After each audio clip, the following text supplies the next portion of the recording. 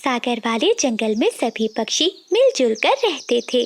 कुछ दिनों से जंगल में भोजन की बहुत कमी हो गई थी। यही वजह थी कि सभी पक्षी भोजन को लेकर बहुत चिंतित थे। चिड़िया बहन, मैं थक गया। मैं घने जंगल में गया, मैं मैदान में गया, लेकिन मुझे कहीं से भी कुछ खाने को नहीं मिला। मैं तो भूख से मर रहा हूँ। तोते भैया, कबूतर और कौवों का परिवार भी भूखा है और मेरे बच्चों ने भी कुछ नहीं खाया। तो क्या चिड़िया बहन, अब हमें इस जंगल को छोड़कर किसी दूसरे जंगल में जाना होगा? तोते भैया, ऐसा मत सोचें। इस जंगल में हमारे सभी बड़े पक्षी रहते थे। उन सब की शादी हैं। हम इसी जंगल में रहकर ही कुछ करेंगे, जिससे हम सब पक्षियों को पेट भरकर भोजन मिल सके। कोमल चिड़िया वहाँ से उड़ती है और एक जंगल के सबसे पुराने घर में बूढ़ी कपी के पास जाती है। माँ जी, हम बहुत परेशान हैं। जंगल में खाने के लिए भोजन नहीं है। बेटी, मुझे ये बताओ, क्या तुम सब पक्षियों में से किसी ने कभी कोई जंगल में नया पौधा लगाया है? नहीं माँ जी। क्या किसी ने कभी कोई पेड़ लगाया हो या फिर सब्जियाँ? नहीं माँ जी, हम तो जंगल में कोई फल ढूंढ लेते हैं या किसान के खेत से दाना उठाकर खा लेते हैं। बेटी, जो दूसरों से उम्मीद रखता है वो हमेशा भूखा रहता है। ये लो पोटली। इस पोटली में सब्जियों के बीज और कुछ बड़े पेड़ों के बीज हैं। माँ जी, मैं समझ गई। हम सब पक्षियों को मिलकर काम करना होगा। अपने जंगल में अपनी जरूरत के अनुसार हमें सब्जियाँ और पेड़ पौधे लगाने होंगे, ताकि हम ना सही हमारे आने वाली नस्लें एक अच्छी जिंदगी गुजार सकें। हाँ बेटी, तुमने बहुत अच्छा समझा। फिर कोमल चिड़िया बूढ़ी कपी से वो बीज लेती है और वहाँ से चली जाती है। बिजली बहन, इस पोटली में बीज हैं। हम सबको मिलकर काम करना होगा। सब्जियाँ पहले उग जाएंगी और फिर बाद में पेड़ भी उग जाएंगे।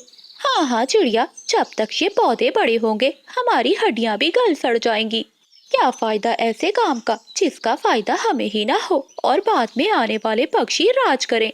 बिजली बहन, अगर यही बात सोचते तो जंगल में कोई भी काम ना होता। हमें काम करना होगा, हमें अपना भोजन खुद ही उगाना होगा। लेकिन बिजली कपी चिड़िया की एक बात नहीं सुनती और वहाँ से चली जाती है। वो अपने पति को जाकर सारी बात बताती है। बिजली, तुम छोड़ो उस छोटी चिड़िया को। वो तो हमेशा चूं चूं करती रहती है। तुम चलो मेरे साथ, मेरे मामा के पास चलो।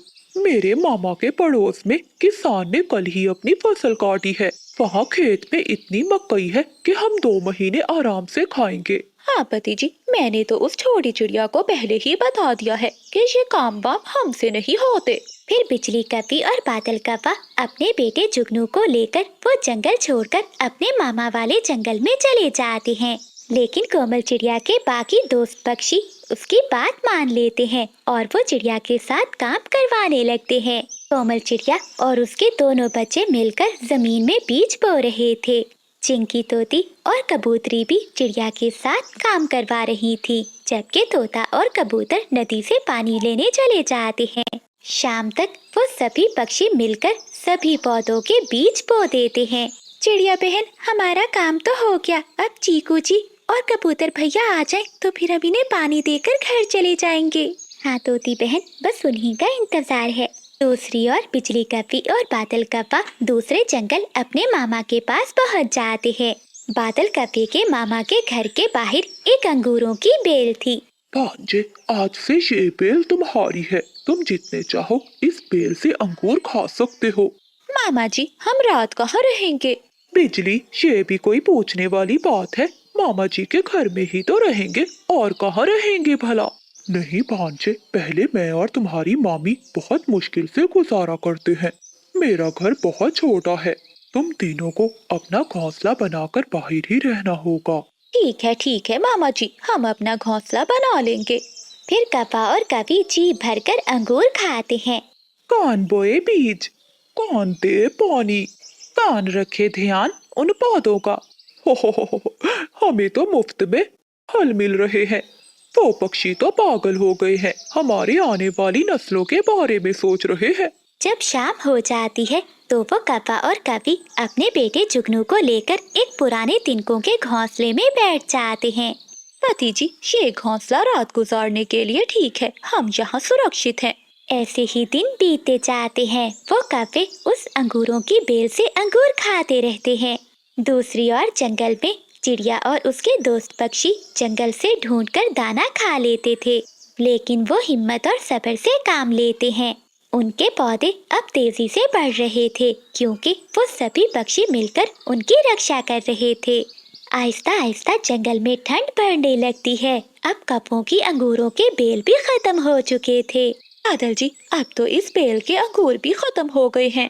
बिजली, तुम चिंता क्यों करती हो? चलो मेरे मामा के घर चलते हैं, वो हमें खाने को भोजन देगा और कोई नया रास्ता भी बता देगा। बादल कौवा और बिजली कौवी जब मामा जी के घर जाते हैं तो उनके घर को बाहर से ताला लगा हुआ था। दूर एक बुलबुल बैठी हुई थी। बुलबुल, ये मेरे मामा जी कहाँ चले गए? कौवे, ये कौवा तो अपने परिवार के साथ यहाँ से दूसरे जंगल में चला गया है, क्योंकि इस जंगल में अब ठंड बढ़ जाएगी और खाने के लिए कुछ भी नहीं मिलेगा। बादल जी, तुम्हारे मामा तो हमें धोखा देकर चले गए और हमें बताकर भी नहीं गए। तुम चिंता नहीं करो, हम पूरा जंगल घूमते हैं, भोजन कहीं न कहीं से तो मिल ही जाएगा। फिर बिजली कौवी और बादल कौवा अपने बेटे जुगनू के साथ जंगल में इधर उधर घूमते रहते हैं। वक्त गुजरने के साथ साथ पक्षियों की सब्जियां अब बड़ी हो चुकी थीं और पेड़ों पर अमरूद भी लग चुके थे। दोस्तों, हमारी मेहनत का सिला हमें मिल गया। फिर वो सभी पक्षी दोस्त अपनी अपनी टोकरियां सब्जियों और फलों से भर लेते हैं। अपनी अपनी टोकरियां लेकर वो सभी पक्षी अपने अपने घरों को चले जाते हैं। रात हो जाती है, लेकिन अब उन्हें कोई भी चिंता नहीं थी। तोता अपने परिवार के साथ और कबूतर अपने परिवार के साथ सुरक्षित बैठे हुए थे। वहीं चिड़िया भी अपने दोनों बच्चों के साथ घर में सुरक्षित थी। मुश्किल में थे तो वो कौवे थे, जो अनजान पक्षियों की तरह इधर उधर मारे मारे फिर रहे थे। मम्मा, मम्मा, मुझे बहुत ठंड लग रही है। जुगनू बेटा, ठंड तो मुझे भी बहुत लग रही है, मगर मैं क्या करूं? बिजली, चलो उन झाड़ियों में छुप कर बैठ जाते हैं। वो तीनों झाड़ियों में जाकर छुप जाते हैं, लेकिन वहाँ तो ओस का पानी था, उन्हें और भी ठंड लगती है। अगली सुबह हो जाती है। जुगनू, जुगनू बेटा, उठ जाओ। लेकिन जुगनू उठ नहीं रहा था। बादल कौवा जब अपने बेटे को उठाता है तो वो किसी पत्थर की तरह जम चुका था। वो नीचे गिर जाता है। जुगनू मर जाता है। वो छोटा बच्चा ठंड बर्दाश्त नहीं कर पाता और मर जाता है। बिजली कौवी और बादल कौवा रोने लगते हैं और अपनी गलती पर पछता रहे थे। लेकिन अब पछताने से क्या फायदा जब चिड़िया चुग गई खेत। इसलिए कहते हैं कि समय पर किया गया फैसला जिंदगी में आराम लाता है और एक भी गलत फैसला जिंदगी बर्बाद कर सकता है।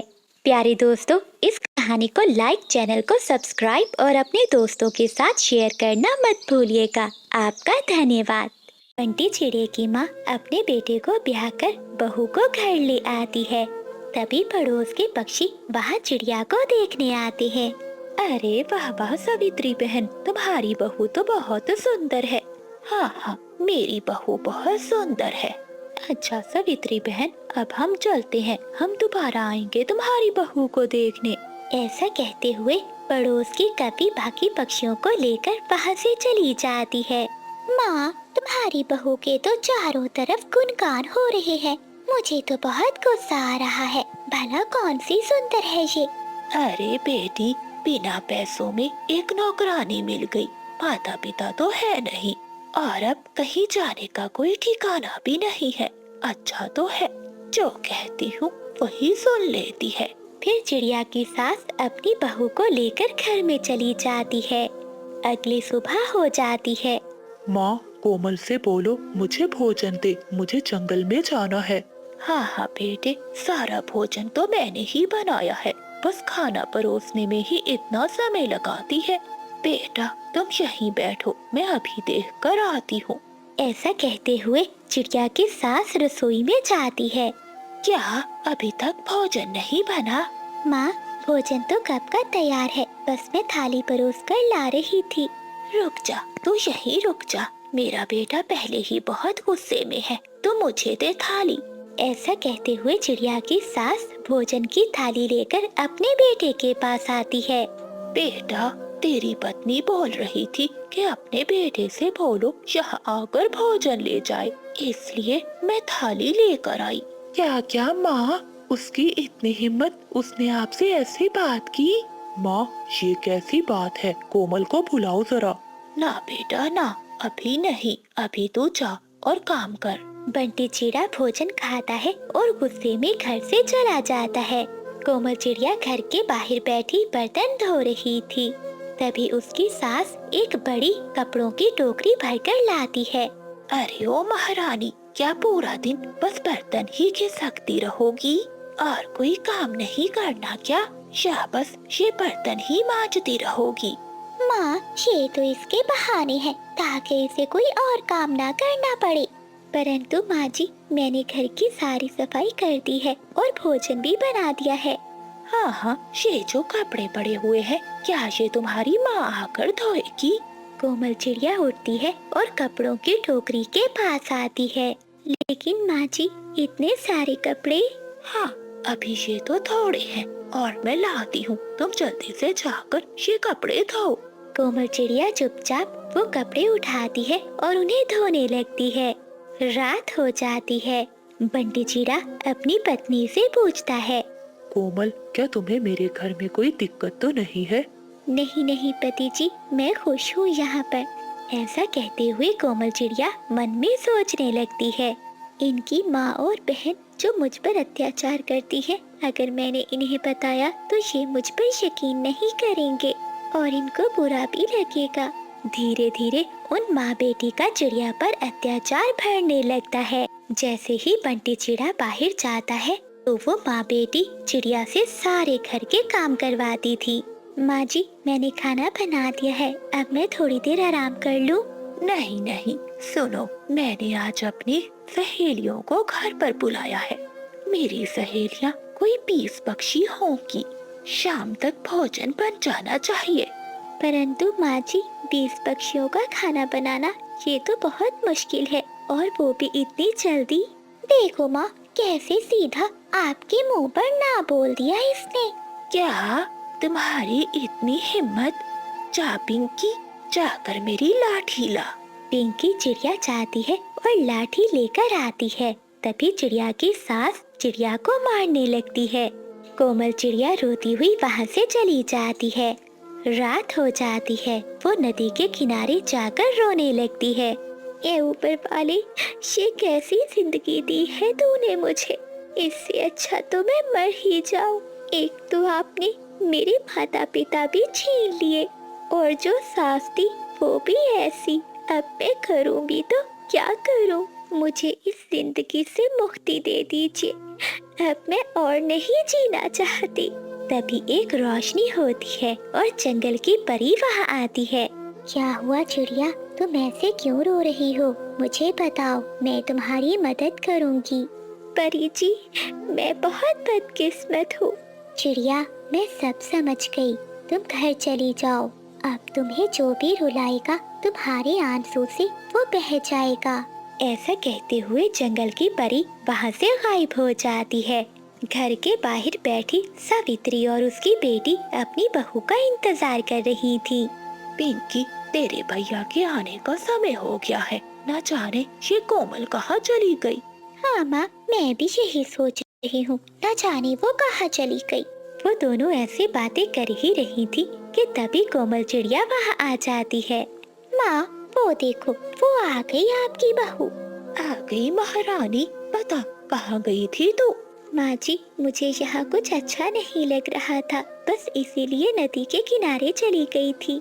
अच्छा, लगता है किसी और चिड़े के साथ गई होगी नदी पर। आने दे बंटी को, मैं सब बताती हूँ। माँ जी, ये आप कैसी बातें कर रही हैं? मैं आपसे विनती करती हूँ, ऐसा कुछ भी मत करिएगा जिससे मेरी आंखों में आंसू आ जाएं। इससे तकलीफ आपको ही होगी। अच्छा, अब तुम मुझे धमकी दे रही है? अभी मैं तुझे ठीक करती हूँ। जा पिंकी, मेरी लाठी तो लेकर आ। माँ जी, आपकी लाठी तो यही है, ये लीजिए आपकी लाठी। चिड़िया की सास लाठी उठाती है और चिड़िया को मारने लगती है। तभी चिड़िया की आंखों से आंसू गिरते हैं। चिड़िया के रोने की वजह से वहाँ ढेर सारा पानी आ जाता है, जिसमें वो दोनों माँ बेटी बहने लगती हैं। बचाओ माँ, ये पानी कहाँ से आ गया? बचाओ मुझे। बचाओ, कोई हमें बचाओ, नहीं तो हम डूबकर मर जाएंगे। तभी बंटी चिड़ा वहाँ आता है। अरे ये सब क्या हो रहा है? माँ, दीदी, आप पानी में डूब कैसे रही हैं? यहाँ पानी कैसे आया? बेटे, जरूर तेरी पत्नी ने कोई जादू टोना किया है। क्या हुआ कोमल, ये सब क्या हो रहा है? पति जी, मेरा विश्वास कीजिए, मैंने कुछ भी गलत नहीं किया है। ये सब तो जंगल की परी की वजह से हो रहा है। देखो कोमल, जो भी बात है मुझे सच सच बताओ। फिर कोमल चिड़िया सारी बात अपने पति को बताती है। ये सुनकर बंटी चिड़े को बहुत गुस्सा आता है। माँ, एक अनाथ चिड़िया के साथ आप दोनों ने मिलकर कितना बुरा व्यवहार किया है। आप दोनों के साथ जो भी हो रहा है बहुत अच्छा हो रहा है। मुझे माफ कर दो, दोबारा ऐसा कभी नहीं करेंगे। बचा लो, हमें बचा लो। बहू, हमें माफ कर दो, हम कभी दोबारा तुम पर अत्याचार नहीं करेंगे। माँ जी, आप बड़ी हैं, आप मुझसे माफी मत मांगिए। ये तो सब जंगल की परी का जादू है। मैंने अपनी माँ को कभी नहीं देखा, आप ही मेरी माँ हैं। मैंने आपको माफ कर दिया माँ। कोमल चिड़िया के ऐसे कहते ही वहाँ से पानी गायब हो जाता है। बेटी, मुझे बहुत अच्छी सीख मिल गई है। मैंने एक अनाथ पक्षी को इतना दुख दिया है। मुझे माफ कर दे मेरी बेटी। हाँ भाभी, मुझे भी माफ कर दो। मैंने भी आपको बहुत दुख दिए हैं। आप सब इन बातों को भूल जाइए। अब से हम परिवार मिलकर रहेंगे। माँ, एक बात हमेशा याद रखना, जो भी हो जाए कोमल को कभी दुख मत देना। कोमल चिड़िया अपने खेत में गोभी की खेती किया करती थी। वो अपने खेत से गोभी को तोड़कर पक्षियों में बेचा करती थी। ऐसे चिड़िया के घर का गुजारा होता था। बिजली बहन, आज मेरे खेत में काम कुछ ज्यादा है, मेरी थोड़ी सी मदद करवा दो। नाना चिड़िया, तुम्हारे खेतों में बहुत मट्टी है। मट्टी बढ़ने से मेरा ये सुंदर रंग खराब हो जाएगा। ठीक है बिजली बहन, मैं अपना काम खुद कर लेती हूँ। फिर कोमल चिड़िया अपने खेत में जाती है और गोभी तोड़ने लगती है। कोमल चिड़िया अपने खेत में गोभी तोड़ रही थी, तभी वहाँ एक बूढ़ी फाख्ता आती है। वो देखने में कोई जादुई फाख्ता लग रही थी। चिड़िया बेटी, मैं बहुत भूखी हूँ, मेरी मदद करो। मुझे अपने खेत की एक गोभी दे दो। माँ जी, आप बैठिए, मैं आपको एक या दो गोभी का फूल देती हूँ। आप जी भरकर गोभी की सब्जी बनाकर खाइएगा। फिर कोमल चिड़िया बूढ़ी फाख्ता को 2 गोभी के फूल तोड़कर दे देती है। बूढ़ी फाख्ता वो गोभी के फूल लेकर वहाँ से गायब हो जाती है। अरे, ये माँ जी कहाँ चली गई? ऐसा कहते हुए कोमल चिड़िया अपने कामों में फिर से लग जाती है। ऐसे कोमल चिड़िया का गुजारा बहुत अच्छे से हो रहा था। वो अपने दोनों बच्चों के लिए बहुत अच्छे अच्छे भोजन बनाती थी और उनका बहुत ख्याल रखती थी। ऐसे ही कुछ दिनों बाद जंगल में बहुत तेज बारिश शुरू हो जाती है। जंगल में तो हर तरफ पानी ही पानी भर जाता है। कोमल चिड़िया अपने घर की खिड़की में बैठी बाहर से बारिश देखकर बहुत डरी हुई थी। ऐ ऊपर वाले, कृपया करो हम पर। अगर बारिश ना रुकी तो मेरी गोभी की फसल खराब हो जाएगी। फिर मैं क्या करूँगी? मैं कहाँ जाऊँगी? जंगल में सारी रात बारिश बरसती रहती है। अगली सुबह जब बारिश रुक जाती है तो कोमल चिड़िया अपने खेत में जाकर देखती है तो उसका खेत पूरी तरह से पानी से भर चुका था। उसकी सारी गोभी पानी में बह चुकी थी। ये सब देखकर कोमल चिड़िया रोने लगती है।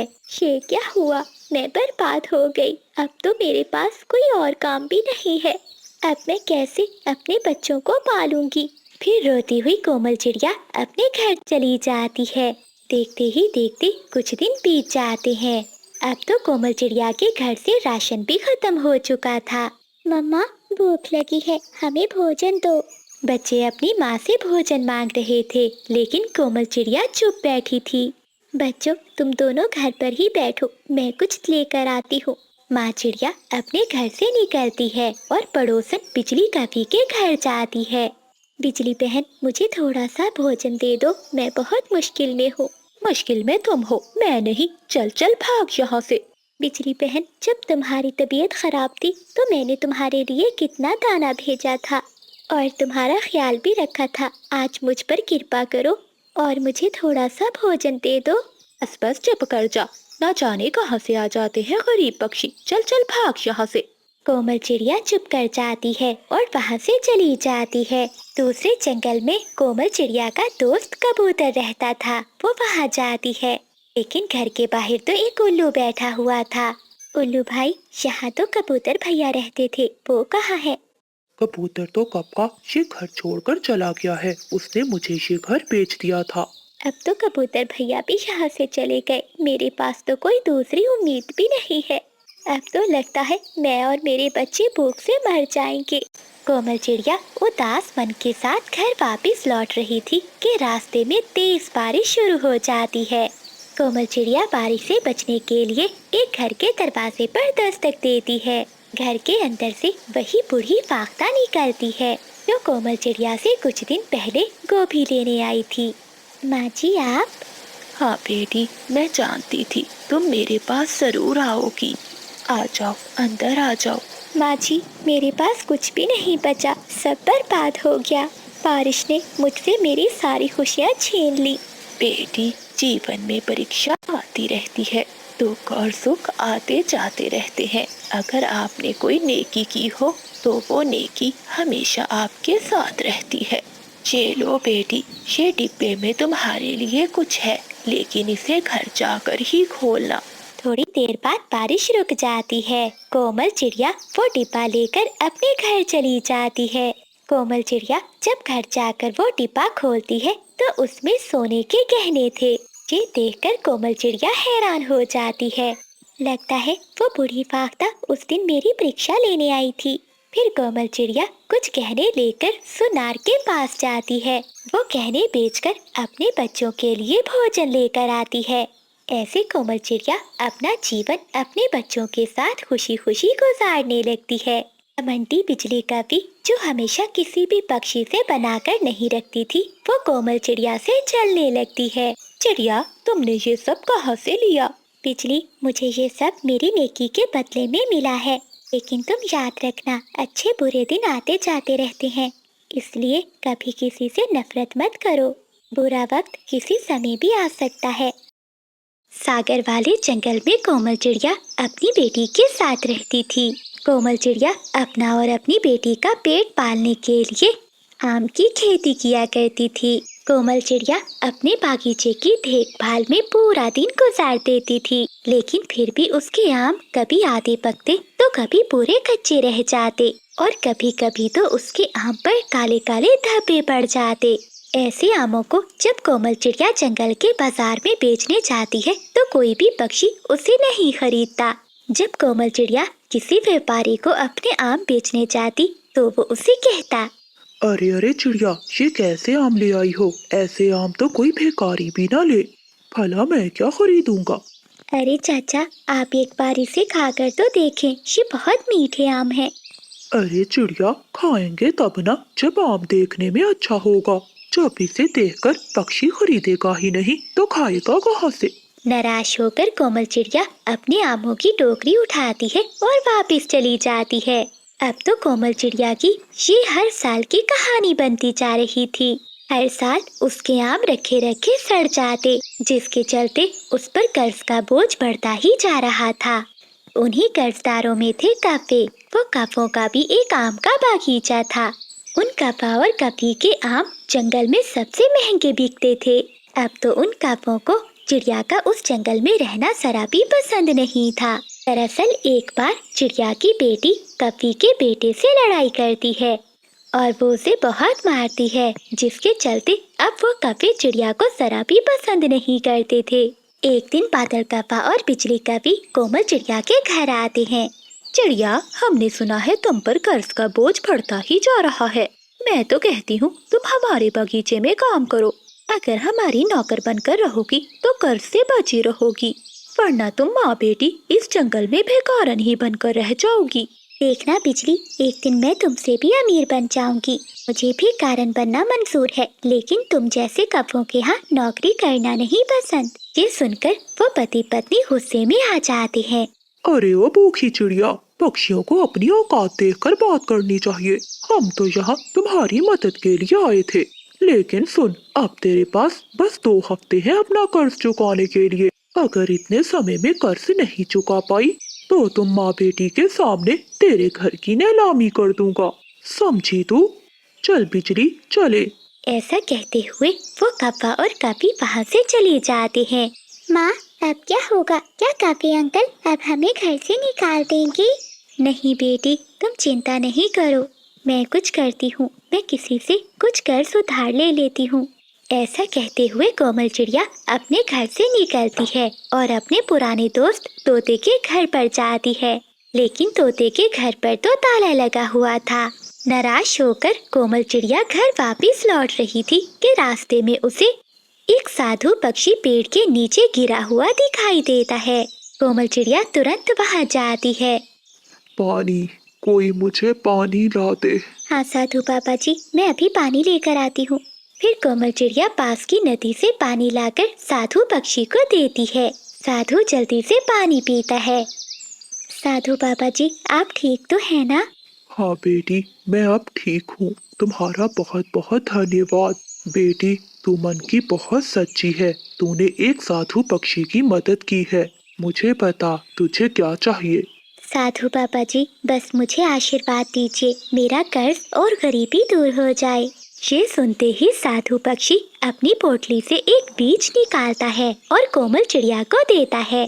बेटी, इस बीज को बो देना और बोते ही जो भी फल के नाम की तुम इच्छा करोगी, ये बीज उसी का पेड़ बन जाएगा। और देखना बेटी, उस पेड़ के फल ही तुम्हारी गरीबी दूर करेंगे। कोमल चिड़िया साधु पक्षी का धन्यवाद करके अपने घर की ओर लौट जाती है। फिर चिड़िया उस बीज को अपने बागीचे में बो देती है। बोते समय वो अपने मन में आम का नाम लेती है। अब चिड़िया उस बीज की बहुत अच्छे से देखभाल करना शुरू कर देती है। वो बीज 2 दिन में ही पौधे में बदल जाता है। तीसरे दिन जब कोमल चिड़िया बागीचे में आकर देखती है तो हैरान होती है। लगता है ये कोई जादुई बीज है जो इतनी जल्दी पौधे में बदल भी गया है। देखते ही देखते 1 हफ्ते में वो पौधा पेड़ में बदल जाता है और उस पर फल लगने लगते हैं। अगले दिन कोमल चिड़िया उस पेड़ से एक आम तोड़कर देखती है तो उसे यकीन ही नहीं होता। वो आम कोई मामूली नहीं बल्कि सोने का आम था। कोमल चिड़िया बाजार में जाती है और उस आम को बेच देती है। उस आम के चिड़िया को इतने पैसे मिलते हैं जितने वो 1 साल भर में भी नहीं कमा पाती। फिर चिड़िया पैसे ले जाकर कौवों को दे देती है। इतनी जल्दी ढेर सारे पैसे मिलने पर कौवे हैरान तो थे, लेकिन उन्होंने ज्यादा ध्यान नहीं दिया। धीरे धीरे कोमल चिड़िया जंगल की सबसे अमीर चिड़िया बन जाती है। ये सब देखकर कौवे बहुत जल रहे थे। बादल जी, ये भिखारन जो सड़क पर आने वाली थी, इसके पास ऐसा कौन सा खजाना आ गया है जो इतनी हवा में उड़ रही है? हाँ बिजली, चलो आज तो पता करके ही रहेंगे। कोमल चिड़िया को पता था कौवों को उसकी अमीरी हजम नहीं होगी, इसलिए उसने अपने सोने के आम के पेड़ के आसपास जाल लगवा दिए थे। लेकिन कौवों को ये बात नहीं मालूम थी। जब वो कौवे चिड़िया के बागीचे में जाते हैं तो सोने के आम देखकर हैरान होते हैं। अच्छा, तो पति जी ये राज है इस भिखारन की अमीरी के। हाँ बिजली, आज इसकी अमीरी निकालता हूँ, सारे आम ही हम ले जाएंगे। ये कहते हुए वो पति पत्नी दोनों जैसे ही आम के पेड़ के पास जाते हैं तो वो दोनों कौवे जाल में फंस जाते हैं और वो दोनों कौवे उल्टे लटक जाते हैं। वो जाल से छूटने की बहुत कोशिश करते हैं, लेकिन जब वो नहीं निकल पाते तो शोर करने लगते हैं, बचाओ, कोई हमें बचाओ। तभी कोमल चिड़िया वहाँ आती है। वो कौवों को जाल में फंसा हुआ देखकर बोलती है, कौवों, मुझे मालूम था तुम दोनों से मेरी अमीरी नहीं देखी जाएगी, इसीलिए तो मैंने जाल बिछवाए थे। चिड़िया बहन, हमें माफ कर दो, हम कभी दोबारा चोरी नहीं करेंगे। माफी तो अब तुम महारानी चील के सिपाहियों से मांगना। फिर चील महारानी के सिपाही आते हैं और उन कौवों को ले जाते हैं और उन्हें एक गुफा में बंद कर देते